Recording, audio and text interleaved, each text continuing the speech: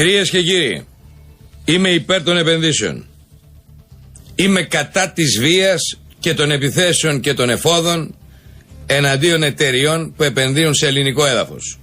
Ωστόσο, με 11 εκατομμύρια, 320 περίπου χιλιάδες στρέμματα στη Χαλκιδική, 300 σπίτια, 2 μεταλλεία, 30.000 τετραγωνικά μέτρα βιομηχανικών εγκαταστάσεων, χιλιάδες στρέμματα αστικού χώρου οικοδομήσιμα και πολλά άλλα, 11 εκατομμύρια με υπογραφές Σιμίτη και Τσοχατζόπουλου, αδυνατό να πιστέψω ότι υποστηρίζεται αυτή η σύμβαση από τη Νέα Δημοκρατία, από την παράταξη που υπηρέτησα δεκαετίες, στην οποία ανήκω δεκαετίες.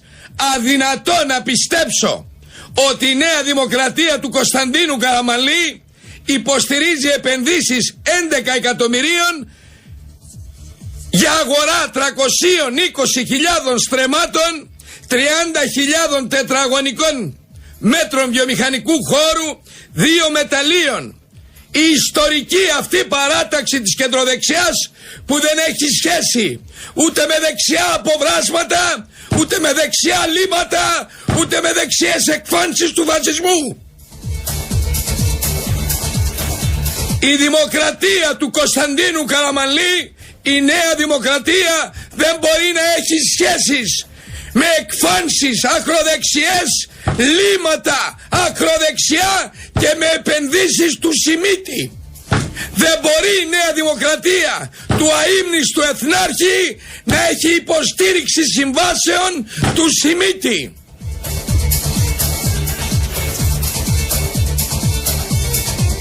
Σιμίτη Τσοχατζόπουλου, Αντώνη Σαμαρά, καλή σου ημέρα. Η σύμβαση αυτή όσοι δεν την έχει υπογράψει η Νέα Δημοκρατία, αυτό δεν έχει σχέση. Θέλουμε επενδύσεις και στρώνουμε κόκκινο χαλί σε σωστούς ορθόδοξους επενδυτές. Δεν στρώνουμε μόνο κόκκινο χαλί, στρώνουμε κόκκινα χαλιά και υποδεχόμεθα με πολύ αγάπη. Δεν θέλουμε βία. Είμεθα της βίας και όλων των επιχειρήσεων κουκουλοφόρων. Όταν όμως συμβάσεις Σιμίτη Τσοχατζόπουλου 11 εκατομμυρίων κηρύσσονται σε λειτουργία και με 11 εκατομμύρια αγοράζεις τη μισή Χαλκιδική και την υγεία των κατοίκων της, τότε πρέπει να επεμβαίνει αυτή η ιστορική παράταξη, η οποία δεν έχει να φοβηθεί τίποτα, η οποία έχει ρίζες τεράστιες σε όλο τον πληθυσμό.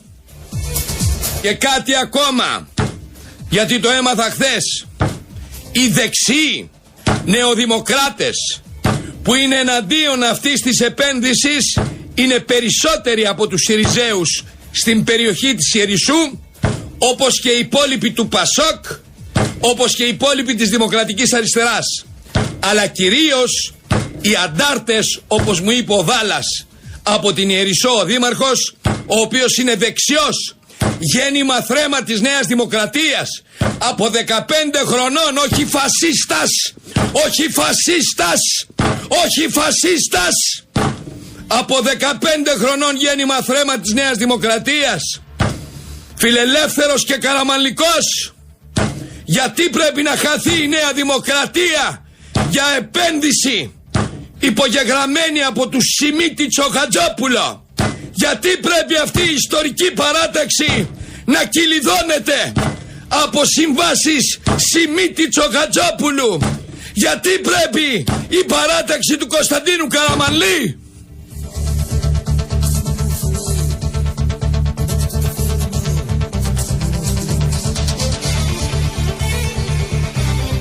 Αδυνατό να πιστέψω στα 64 χρόνια μου, με μισό αιώνα στις καραμανλικές εφημερίδες, ότι εκφάνσεις ακραίες και φασιστικές υπερασπίζονται τα ιδεώδη της μεγάλης ιστορικής παράταξης.